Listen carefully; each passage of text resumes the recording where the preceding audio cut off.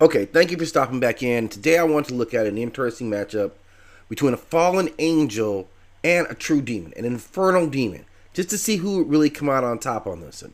So you got Erstoath, the fallen angel, and with fallen angels, man, it's sometimes difficult to put a real bullseye on their abilities because while they are celestial beings, like these are celestial beings who fell from grace, right? So we're going to assume that they keep some level of their power, and typically they show that they do.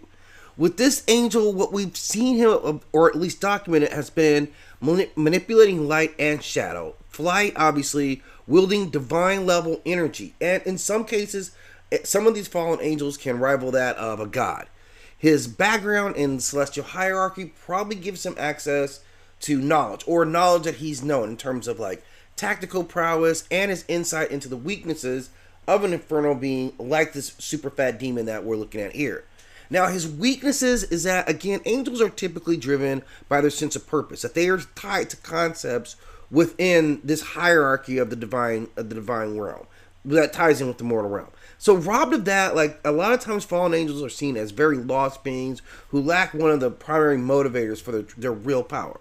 In additionally being cast out, I'm sure your powers are diminished in some way. So that's what we're looking at, a fallen angel versus a pure blood infernal demon. Now, this infernal demon, Gaziel, is going to thrive under raw chaos and infernal power. That's where he lives. As a demon, his abilities are centered, of course, on dark magic, corruption, and brute force. He also possesses high-level regenerative abilities, making him very difficult to kill in a flat-out battle. Being a creature of hell, he's going to have a higher resistance to pain and will be immune to a lot of celestial energies.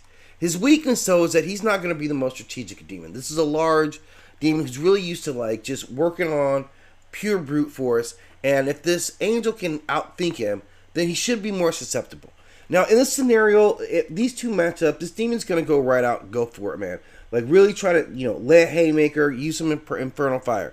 Being a fallen angel, he needs to be very savvy of that and conquer and, calibrate that with some real, like, tactical analysis. Like, no, he's going to come at you recklessly. You've got greater mobility. This guy's going to get himself out of that playground up close.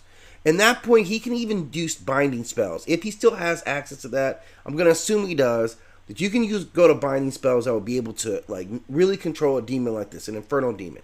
Overall, looking at it, man, I still believe in the power of a fallen angel, someone who was celestial, in a straight up matchup against a demon at this level. I would go with the fallen angel really every time on this matchup.